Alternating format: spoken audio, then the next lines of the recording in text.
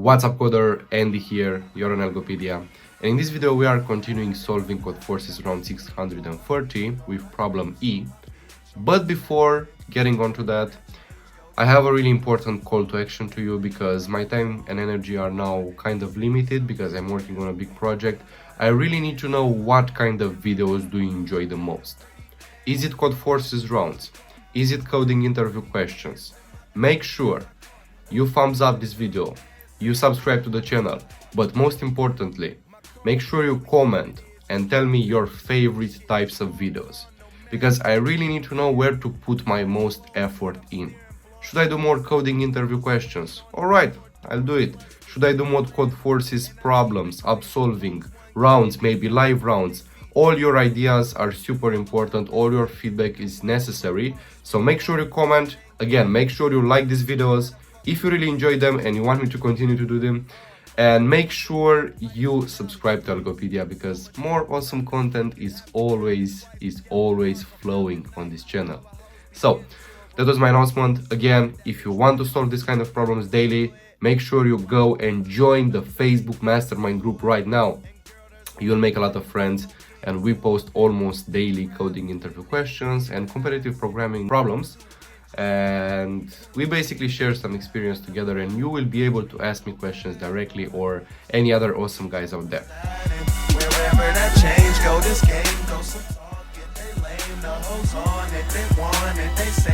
Okay guys, we're back again. So let's see what this is about.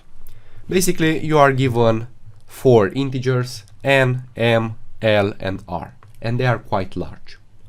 And the problem asks you this: you have to count how many grids with n rows and m columns are there, such that if you start off with that grid, you can make all cells equal in value. And the first requirement is that each value of some cell is between L and R. So initially these values are all in the range L, R. And the second one is that you can make all cells equal, right? So let's say something like equal cells. And for this you have 2 types of operations. The first one is that you choose 2 adjacent cells, like these 2 or maybe these 2, and you increase their values by 1. And the second one is that you choose only 1 cell and you increase that cell's value by 2. It types how many different setups are there, such that if you start from that setup, you can make all the values equal. This kind of statements with games and values and all that stuff. Let's simplify it. Let's think about some property, some mathematical property that this grid really has to satisfy. Basically, when I take a cell and I increase its value by 2, its parity is going to be the same. So it's quite clear to me that a valid grid is a grid in which all the cells have the same parity. Because if they do, I can apply the second type of operation finite number of times, and I'm gonna make all the cells equal. So if I only can perform the second type of operation, the problem is quite simple, because I have the range L and R, right? And it's super trivial to count how many even and how many odd numbers are in this range. So let's do something like this. Let's say x, right, is the number of odd numbers in this range. And let's say y is the number of even numbers in this range. Of course, the formula is going to be x at power n crossed m plus y at power n crossed m. So the real question here is, how does the first type of operation really make this problem harder? My intuition says that it's all a game of parities here. So I kind of have to make sure that I have the right parities in the right number of times, and that's actually it. So I want to restate a little bit the problem, and I want to think about it like this. Let's take the first type of operation, right? So first operation. What are the possible scenarios? Well, some scenario is that when I choose 2 adjacent cells, both of them are even. So let's say 2 even. When I increase both of them with 1, I'm going to have 2 odd instead of 2 even, right? Now, the second scenario is if both of them are odd, of course, same spiel, they become both even. But if C, one is odd and one is even, right? So 1 odd and 1 even. When I increase both of them by 1, they are basically swapping their parities. So it's still the same. It's still 1 odd and 1 even, isn't it? So the real thing here is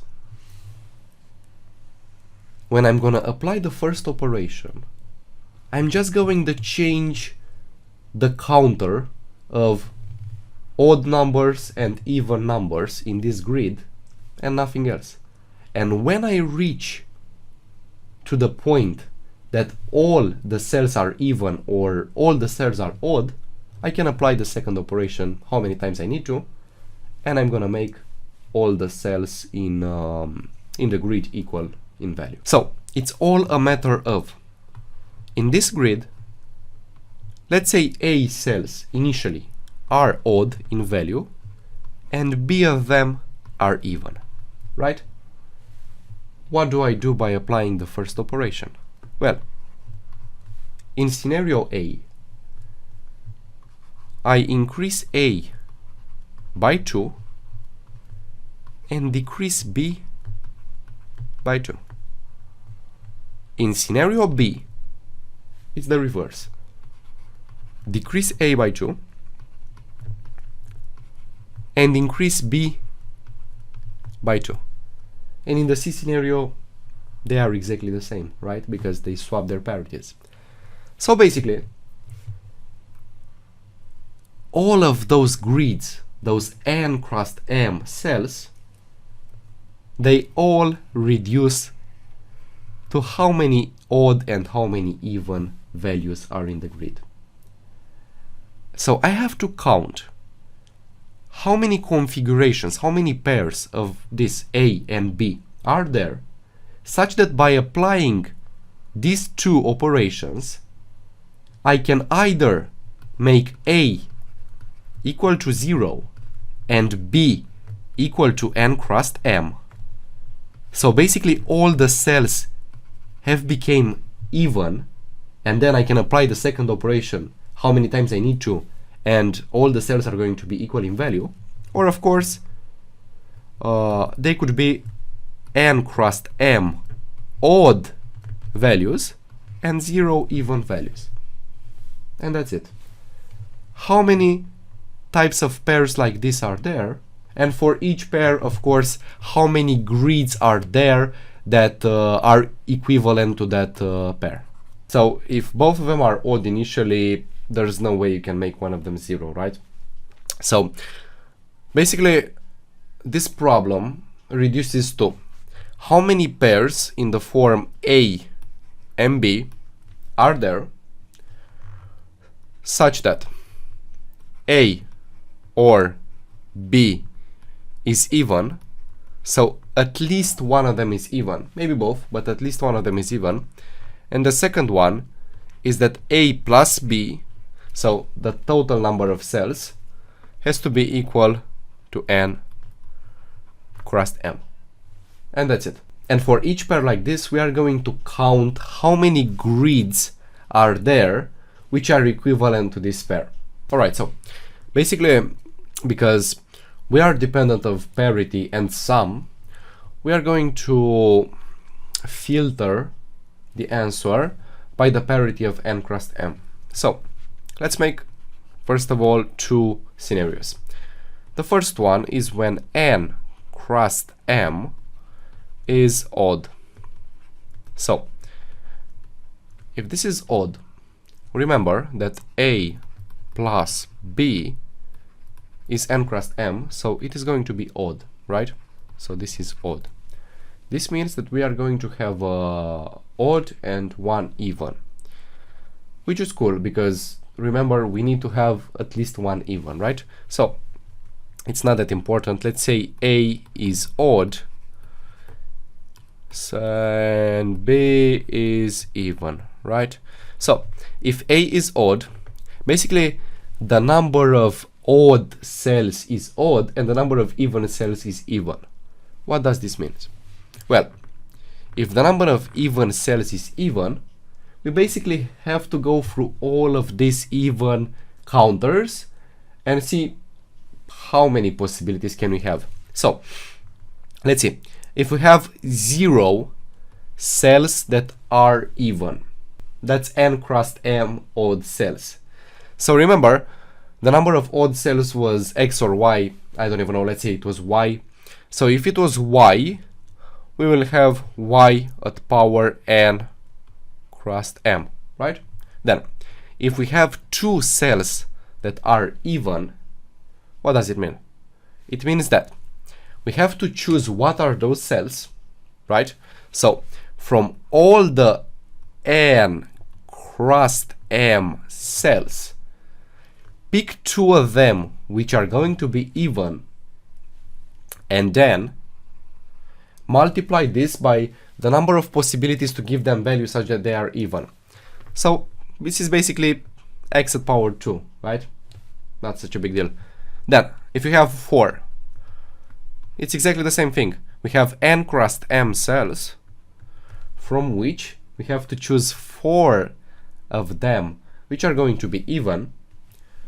Of course, in how many ways can you do that? X at power 4, right?